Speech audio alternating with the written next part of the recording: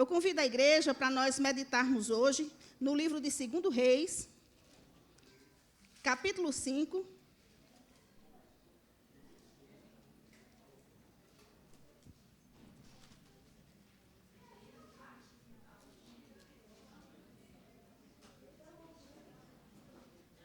Do versículo 1 em diante.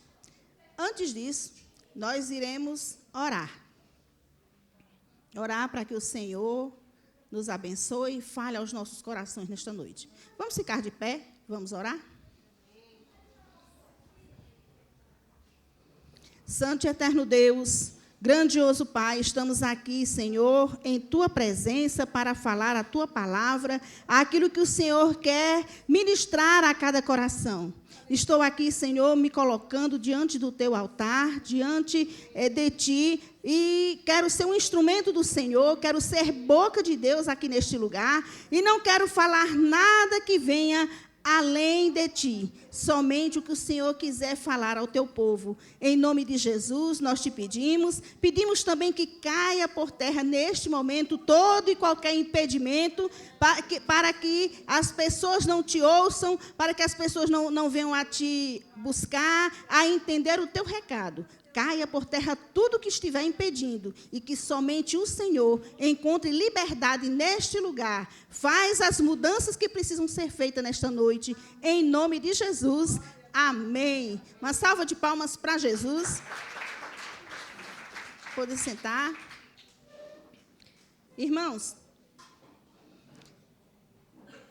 o livro de 2 Reis, capítulo 5, versos de 1 em diante, que nos fala da história de Naamã. Naamã, comandante do exército do rei da Síria, era grande homem diante do seu senhor e de muito conceito, porque por ele o Senhor dera vitória à Síria. Era ele herói de guerra, porém leproso. Saíram tropas da Síria e da terra de Israel, levaram cativa uma menina que ficou ao serviço da mulher de Naamã. Disse ela à sua senhora: tomara o meu senhor estivesse diante do profeta que está em Samaria, ele o restauraria da sua lepra. Então foi Naamã e disse ao seu senhor: assim e assim falou a jovem que é da terra de Israel. Respondeu o rei da Síria: vai, anda, e enviarei uma carta ao rei de Israel. Ele partiu e levou consigo 10 talentos de prata, 6.000 ciclos de ouro e 10 vestes festivais. Levou também ao rei de Israel a carta que dizia: logo, em chegando a ti esta carta, saberás que eu te enviei Naamã, meu servo, para que o cures da sua lepra. Tendo lido o rei de Israel a carta, rasgou as suas vestes e disse: acaso sou Deus com poder de tirar a vida ou dá-la, para que este envie a mim um homem para eu curá-lo da sua lepra? Notai, pois, e vede que procura um pretexto para romper comigo. Ouvindo, porém, Eliseu, homem de Deus, que o rei de Israel rasgara as suas vestes, mandou dizer ao rei: por que rasgaste as tuas vestes? Deixa-o vir a mim, e saberá que há profeta em Israel. Veio, pois, Naamã com os seus cavalos, os seus carros, e parou à porta da casa de Eliseu. Então Eliseu lhe mandou um mensageiro, dizendo: vai, lava-te 7 vezes no Jordão, e a tua carne será restaurada, e ficarás limpo. Naamã, porém, muito se indignou, e se foi, dizendo: pensava eu que ele sairia a ter comigo, por-se-ia de pé, invocaria o nome do Senhor seu Deus, moveria a mão sobre o lugar da lepra e restauraria o leproso. Não são, porventura, Abana e Farfar, rios de Damasco, melhores do que todas as águas de Israel? Não poderia eu lavar-me neles e ficar limpo? E voltou-se e se foi com indignação. Então se chegaram a ele os seus oficiais e lhe disseram: meu pai, se te houvesse dito o profeta alguma coisa difícil, acaso não a farias? Quanto mais, já que apenas te disse: lava-te e ficarás limpo. Então desceu e mergulhou no Jordão 7 vezes, consoante a palavra do homem de Deus, e a sua carne se tornou como a carne de uma criança e ficou limpo. Amém? Amém. Glória a Deus. Essa palavra é muito importante, é muito impactante, e hoje você pode dizer assim, o que é que eu tenho a ver com esse leproso? Interessante, irmãos, é que a palavra do Senhor, ela é viva e eficaz. Ela é o Espírito de Deus falando aos nossos corações. E a palavra nos diz, no versículo 1, que Naamã era um grande homem. Ele era um comandante do exército, era um grande homem, ele era respeitado, era um herói valoroso, porém, era leproso. Ele tinha uma doença incurável. Porém, tem um detalhe muito importante que me chamou a atenção. Nos diz que, por ele, o Senhor dera vitória à Síria. Ou seja, Deus abençoou Naamã para que ele vencesse Israel, o povo de Deus, e ele deu a vitória para esse general, para esse comandante. Isso nos leva a algumas meditações. Nem tudo que acontece de mal com você está vindo do inimigo. Ou seja, mal entre aspas. Muitas vezes a gente acha que alguns dissabores da nossa vida estão vindo do inimigo. E não é bem assim. Às vezes é Deus trabalhando na sua vida, assim como aconteceu com este general, com esse comandante do exército do rei da Síria, um homem que não era um servo de Deus, ele não fazia parte do povo de Deus, pelo contrário, ele era um comandante de um exército do povo inimigo de Israel, mas Deus dava vitória a ele. Por quê? Porque o povo de Israel estava em desobediência. E quando se está em desobediência ao Senhor, você sofre consequências, certo? Então, foi exatamente isso que aconteceu. Deus permitiu a vitória do inimigo sobre os filhos de Israel. Eles estavam adorando a outros deuses. Deus já havia falado através dos seus profetas. Deus já havia dito várias vezes que eles iriam, se não mudasse a inclinação do seu coração, iriam ser levados cativos. E por muitas vezes, o povo de Israel foi levado cativo para a Síria, para a Assíria, foi levado para o Egito, foi levado para a Babilônia, foi para a Pérsia, enfim, irmãos, já foram dispersos por todo o mundo. Então, irmãos, é algo que nos chama a atenção. Nós precisamos pedir ao Senhor a graça para sermos firmes e constantes na obra do Senhor, para permanecermos nos caminhos do Senhor. Porque quando nós nos afastamos, quando nós nos desviamos, quando nós tiramos a glória de Deus e damos a outros deuses, ou quando tiramos a glória de Deus e trazemos para nós vamos sofrer as consequências, porque Deus não divide a sua glória. Deus diz na sua lei, honrarás o Senhor teu Deus de todo o seu coração, de toda a sua alma, de todo o seu pensamento. Ou seja, não é para ter lugar para mais ninguém no seu coração e na sua mente. Enfim, irmãos, essa palavra nos chamou a atenção nesse detalhe. E nessa vinda, numa dessas incursões, numa dessas vitórias, que este comandante chegou em Israel, levou uma menina cativa. E essa menina foi para a casa desse comandante, de Naamã, e lá, irmãos, essa menina me chama também muita atenção. Alguém que poderia estar revoltada, quando ela estava na casa deste homem e descobriu que esse comandante, o seu senhor, era um homem que tinha uma doença incurável, alguém poderia dizer, bem feito, quem mandou ele invadir Israel? Poderia ter dito. Isso aí é castigo de Deus, certo? Mas não, ela, apesar de estar numa condição inferior, apesar dela estar escravizada naquela casa, ela estava com uma condição de cativa. A sua fé não estava baseada em circunstâncias, na situação em que ela estava vivendo, mas a sua fé estava baseada em princípios. A sua fé estava baseada no amor de Deus. E quando sua fé está baseada em princípios, você já sabe de antemão que tudo que o mundo está sujeito, você também está. Certo? Mas aquele que serve ao Senhor é diferente. Ele tem a proteção do Senhor. Uma coisa é você passar pelos desertos da vida sozinho, confiando na força do seu braço, assim como Naamã, que era um general vitorioso, um homem respeitado, um homem querido, um homem honrado, mas a força do seu braço, a sua visão estratégica não foi suficiente para trazer a cura para a sua vida, a cura para a sua lepra, não foi suficiente para trazer saúde à sua vida.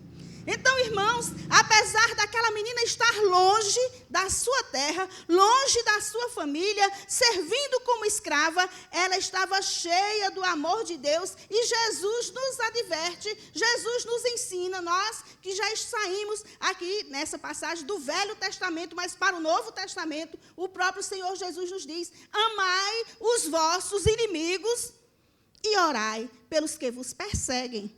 Irmãos, não é fácil, mas amar é exatamente isso que essa menina fez. Amar não significa que você vai andar de braço dado com a pessoa que é seu inimigo, alguém que está querendo o seu mal, alguém que está querendo lhe prejudicar, alguém que quer lhe derrubar. Não é isso que significa que você vai andar com essa pessoa e ela lhe machucando, lhe maltratando, lhe derrubando. Não é isso. Amar o seu inimigo significa que você precisa fazer aquilo que ele necessita. Se você pode fazer algo, se você pode abençoar o seu inimigo, essa é a sua oportunidade. Você está obedecendo ao Senhor. Então, foi isso que essa menina fez. Ela não ficou debochando daquele Senhor, ela não ficou, até mesmo no interior do seu quarto, na sua intimidade, dizendo, bem feito, bem feito. Não. Ela disse, quem dera que o meu Senhor fosse para Israel e conhecesse o profeta que tem lá. Aquele homem de Deus. Se ele tivesse conhecido, ele seria curado. E então, irmãos, esse homem não contou, não esperou por muito mais tempo. Nós observamos também que essa menina era cheia de ousadia. Ela não perdeu a oportunidade de falar que havia um jeito para aquele problema. Havia solução para a doença do seu senhor. Então, irmãos, muitas vezes a gente só foca no problema. Ela poderia estar apenas olhando para o seu próprio umbigo, olhando para a sua própria condição e dizer, eu sou aqui uma escravizada, eu estou aqui uma derrotada, que Deus é esse que não livrou o meu povo? Ela poderia estar murmurando, mas não. Ela foi uma portadora de boas novas. Ela foi uma portadora de boas notícias. Ela foi uma pessoa que, apesar de escrava, era uma pessoa abençoadora. E foi para isso que eu e você fomos chamados do reino das trevas para o reino da luz, para abençoar vidas, independente da circunstância em que eu e você estamos vivendo. E se você pode dizer assim, mas eu tenho tantos problemas, irmão, mas quem não tem? Quem não tem problemas? Todos nós estamos passando por problemas, uns de uma forma, outros de outra, mas todos nós temos problemas. Mas o Senhor Jesus nos chamou para algo muito maior. Jesus nos chamou para abençoar vidas, olhar para as pessoas que estão ao nosso redor. Com toda certeza, você vai encontrar pessoas que vão estar muito melhor que você. Mas também existem pessoas que estão precisando de você. Certo? Estão abaixo de você. E abaixo de você não estou falando de condição financeira, mas de uma condição espiritual. Estão precisando de uma palavra abençoadora, estão precisando de uma palavra profética, estão precisando conhecer Jesus. E é você que Jesus escolheu para fazer isso. Essa menina estava num lugar estratégico. Ela foi lá para fazer missões. Essa menina foi uma missionária lá na casa de Naamã. Foi ela que trouxe aquele general, aquele comandante, aquele homem tão poderoso. Foi ela, através daquela criança que ela se chegou a Deus. Irmãos, que coisa linda. Que coisa assim que nos chama a atenção e nós precisamos copiar modelos que dão certo, modelos bonitos, exemplos realmente de verdadeiros filhos de Deus. E eu pergunto, e você, tem dado boas notícias ou é o correio da mal notícia? Eu acredito, eu tenho convicção de que aqui só tem pessoas que trazem boas notícias. Amém, irmãos? É impossível que você, que conhece Jesus, que provou da graça de Deus, você que já tem experiências com Deus, ser uma pessoa que vai falar mal, você é a pessoa que vai afastar as pessoas da igreja. Não tem condição. Você, com toda certeza, é um abençoador de vidas. Então, no versículo 4, irmãos, nos diz assim: então foi Naamã e disse ao seu senhor, assim e assim falou a jovem que é da terra de Israel. Então, irmãos, quando ele soube que tinha solução para o seu problema, ele foi buscar a solução. Ele foi falar com o rei, ele levou uma carta, ele foi buscar a ajuda de um povo cujo Deus, ele poderia ter pensado, que Deus é esse desse povo que não foi suficiente para salvá-los? Eu derrotei esse povo, por que eu vou a eles? Se o Deus deles não foi suficiente para livrá-los da minha mão. Ele poderia pensar assim. Qualquer um, eu já vi muitas pessoas em situações adversas reclamar do Senhor, blasfemar do Senhor e dizer, por que Deus não me livrou de tal situação? Acontece, irmãos, que existe uma história por trás de tudo isso. Esse povo passou anos desobedecendo a Deus. Esse povo passou anos, Deus agindo com misericórdia, Deus levantando pessoas para dizer, arrependei-vos, arrependei-vos. E o povo continuou com seu coração endurecido. O povo, ao invés de chegar nas outras nações e levar o único Deus poderoso, eles foram se aculturar. Eles foram adorar os deuses deles, das nações vizinhas, pessoas que Deus já havia abominado. E, resultado, Deus permitiu que eles passassem por este vale, passassem por este deserto, não para humilhação, mas para que eles aprendessem e tirassem lições para a sua vida e pudessem realinhar a sua vida à vontade do Senhor. E esse é o propósito. Deus não quer lhe humilhar, Deus não quer lhe derrubar, Deus não quer a sua derrota, não quer que você vá para o inferno. Não, irmãos. Deus lhe projetou para ser conforme a imagem e semelhança do seu Filho. E é para isso que nós estamos aqui, para sermos cada dia melhores. E nós, irmãos, estamos na oficina do Senhor. Todos nós estamos na oficina do Senhor. Uns de uma forma, outros de outra, porque o Senhor sonda e conhece cada coração. Ele sabe como trabalhar, Ele sabe o instrumento para trabalhar as nossas vidas. E por isso, nós podemos dizer, como nos aconselha a palavra do Senhor, em tudo dai graças. Porque esta é a vontade de Deus em Cristo Jesus para convosco. Em tudo dai graças. Não é você agradecer o sofrimento, não. Mas em toda e qualquer circunstância, dê graças a Deus. Deus tem um propósito em tudo isso.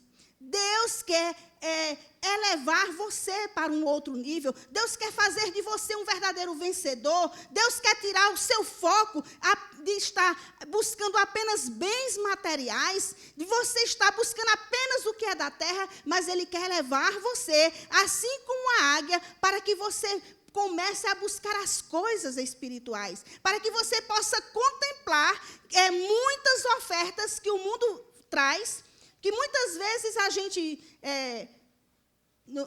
a gente percebe, como diz a música esqueci o cantor. Todo dia o pecado vem e chama. Quem é o cantor, irmão? Thales Roberto. Irmão, aquele homem estava inspirado naquele dia. Todo dia o pecado vem e chama. Mas eu escolho Deus. Amém, irmãos? Todo dia o pecado bate a sua porta. Todo dia vem a tribulação na sua porta. Mas você vai escolher Deus. É Deus que vai mudar a sua história. É Deus que mandou o seu filho Jesus para morrer no seu lugar. Foi Deus que fez, que ama, que santifica. É Deus que justifica. Enfim, irmãos, é Deus. A nossa razão de existir está em Deus. É em Deus e nada mais. Então, irmãos, ele foi buscar ajuda. E nisso, quando ele pensou, né, eu imagino, como ele poderia ter feito, como ele poderia ter dito, como poderia ter pensado de sair de uma situação tão privilegiada para ir a um lugar aonde ele tinha vencido. E quando Eliseu diz, vai ao Rio Jordão e mergulha 7 vezes. Ele mesmo disse, será que na minha terra tem rios muito mais caudalosos, tem rios muito maiores, rios muito mais bonitos. Né? Ele diz aqui, Arbana e Fafar são rios muito melhores do que esse Rio Jordão, que é uma água barrenta. Mas, irmãos, Deus quis que esse homem descesse daquela posição em que ele estava. E aí onde a gente chega em orgulho. E eu fui procurar no dicionário o que é orgulho. Orgulho vem da língua, né, vem do catalão, orgulho, que significa, é uma característica de alguém que tem um conceito exagerado de si próprio. Pode ser também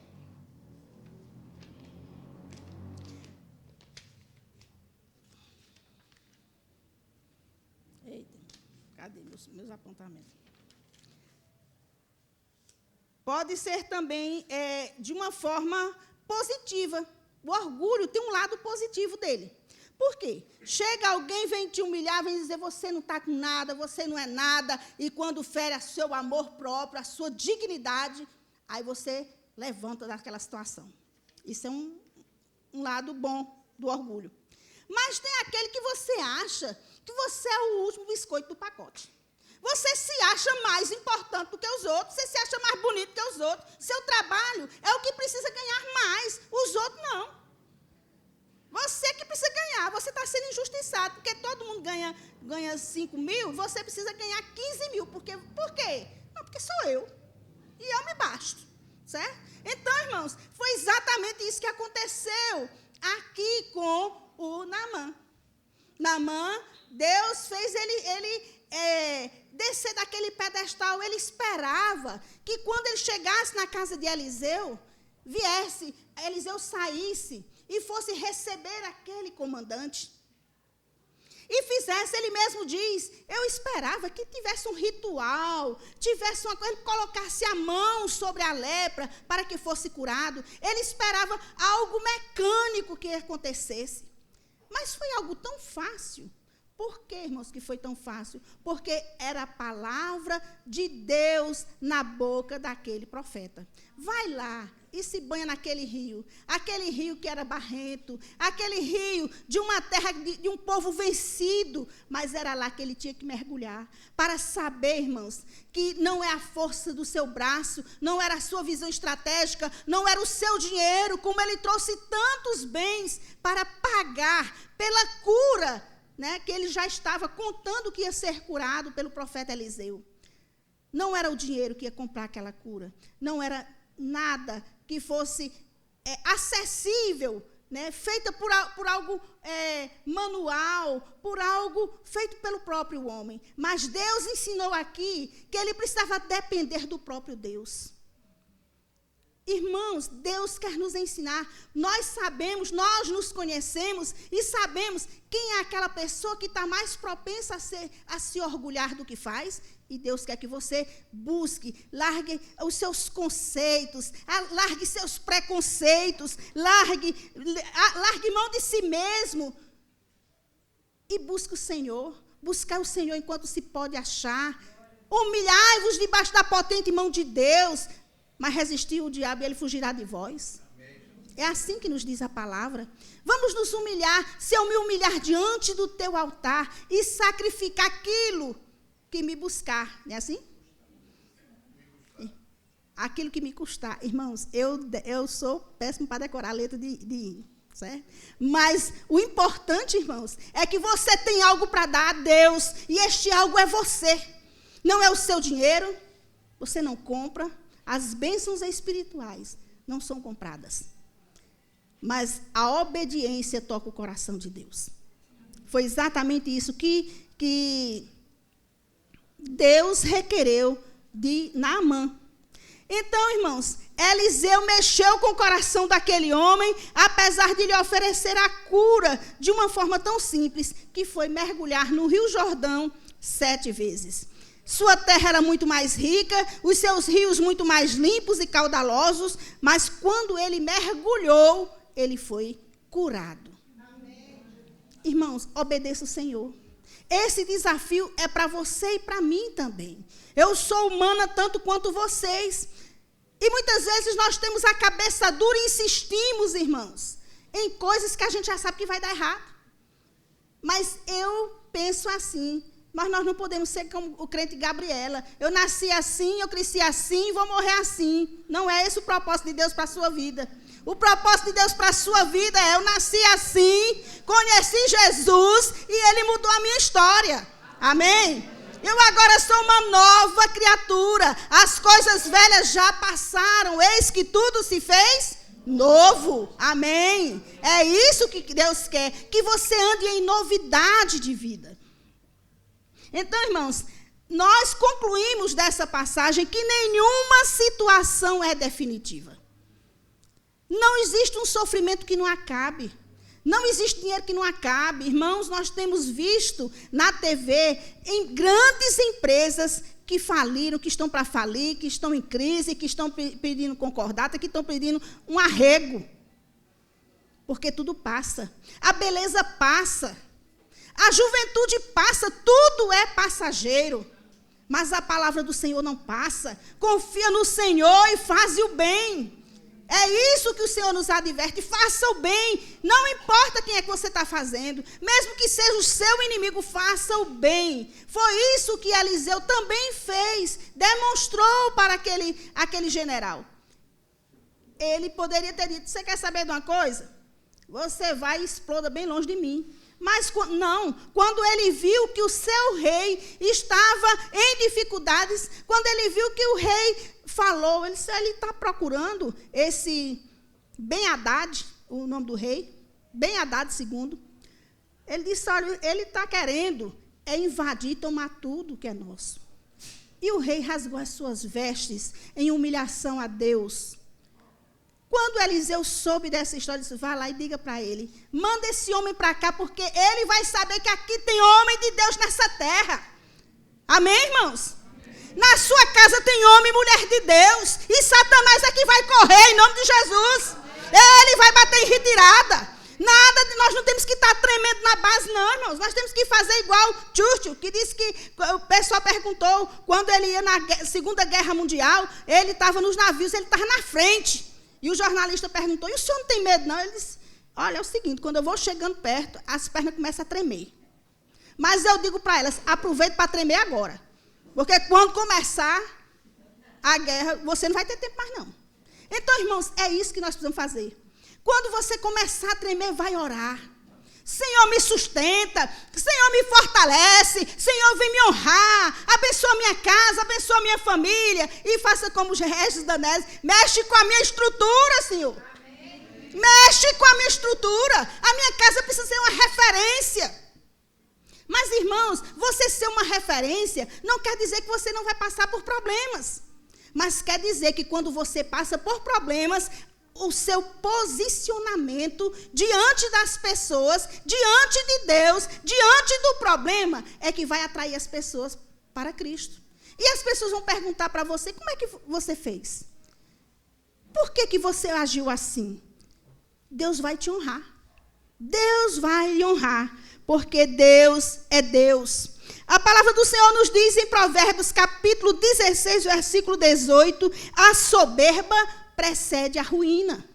Então, irmãos, não é aconselhável a gente ser orgulhoso. E continuando, diz que o orgulho precede a queda. Vamos buscar do Senhor. Ou seja, o que é que Deus queria mostrar para Naamã? Aquilo que ele está falando para nós. A soberba precede a ruína. E o orgulho precede a queda. Se nós queremos continuar vencedores, nós precisamos obedecer, seguir estes conselhos. A palavra do Senhor nos diz lá em Provérbios capítulo 15, verso 33, a humildade precede a honra. Então, seja humilde, vamos buscar do Senhor. Jesus disse que nós devemos ser mansos e humildes de coração, porque achareis descanso para as vossas almas. Porque o meu jugo é suave e o meu fardo é leve. Amém, irmãos? Vamos buscar o fardo do Senhor, porque o fardo dele é leve. Diz também em 1 Pedro capítulo 5, verso 7, lancemos sobre Deus a vossa ansiedade, porque Ele tem cuidado de vós. Então, irmão, você está com uma aflição na sua vida, você está passando por problemas, você está passando por crise. Lance sobre Deus a sua ansiedade, porque Ele tem cuidado de você e na hora certa, quando você menos esperar, o improvável vai acontecer, porque Deus não é padrasto, Ele é pai. Mas Ele também não tem neto, Ele só tem filhos. Então vamos buscar, bater a porta, porque essa porta vai se abrir. Foi Jesus que nos ensinou. Abra mão de si mesmo, de suas convicções, abra mão do seu orgulho e busque ao Senhor. Deus quer lhe curar, Deus quer restaurar suas feridas emocionais. Muitas vezes, irmãos, as nossas perdas são no coração. As nossas perdas estão no coração. Abrir mão de nós mesmos é difícil. Perdoar, irmãos, é difícil, mas não é impossível, porque nós temos um Deus que nos abençoa. Nós temos um Deus que sara todas as feridas. Não é que você vai ficar com amnésia, porque você foi ferido, mas o Senhor liga as feridas. É Ele que passa o bálsamo em nossos corações. Busque, Ele vai trazer a cura para a sua alma e para o seu espírito. Ajude. Se você chega e diz assim, eu não tenho fé. Eu já busquei tanto, nada aconteceu. Mas você pode fazer como aquele homem que disse, Senhor, ajuda-me na minha falta de fé. Ele quer fazer de você um vencedor. E muitas vezes... E é o que a gente observa aqui. Deus usou esse rio Jordão, irmãos. E lá no Novo Testamento, nós vemos Paulo dizendo que Deus usa as coisas loucas para confundir as sábias. Amém? Amém. E é isso que Deus, muitas vezes o povo olha assim para você, você não tem capacidade, não. Não importa. O que importa é que Deus vai usar a mim, vai usar você, para a honra e a glória do Senhor, porque Ele usa as coisas loucas para confundir as sábias, confunde aqueles que não são, né, para aqueles que são. Irmãos, nós servimos um Deus vivo, poderoso e soberano. E se você quer mudanças na sua vida, se você está precisando de uma cura emocional, uma cura física, você está precisando da intervenção de Deus no seu lar. Não importa a condição que você esteja, irmão. Eu estou desempregado, não importa. Não importa se você está desempregado. Não importa o que você ouviu de humilhação. Um dia desse uma irmã disse, eu estava indo para a igreja, mas eu passei por uma humilhação tão grande que desisti de ir. Irmã, aqui é o lugar onde a coisa acontece. Aqui é um lugar onde o Espírito Santo está sendo derramado sobre nós. Aqui é muita gente para orar uns pelos outros. E você sozinha é como um galho que foi quebrado de uma árvore, que a tendência é secar, é murchar. Nós precisamos estar juntos, nós precisamos estar unidos, nós precisamos ser abençoadores uns dos outros, abençoar até mesmo os nossos inimigos. Porque foi para isso que o Senhor nos chamou, para exceder os fariseus, para exceder os religiosos. Irmãos, nós não somos religiosos, nós somos filhos do Deus Altíssimo. Amém? Então, se você quer uma oração para que Deus haja na sua vida de uma forma exponencial, fique de pé, porque o Senhor quer abençoar nesta noite. Se você tem uma causa que tem machucado, algo que tem tirado seu sono, apresente nesta noite ao Senhor. Vamos orar, irmãos.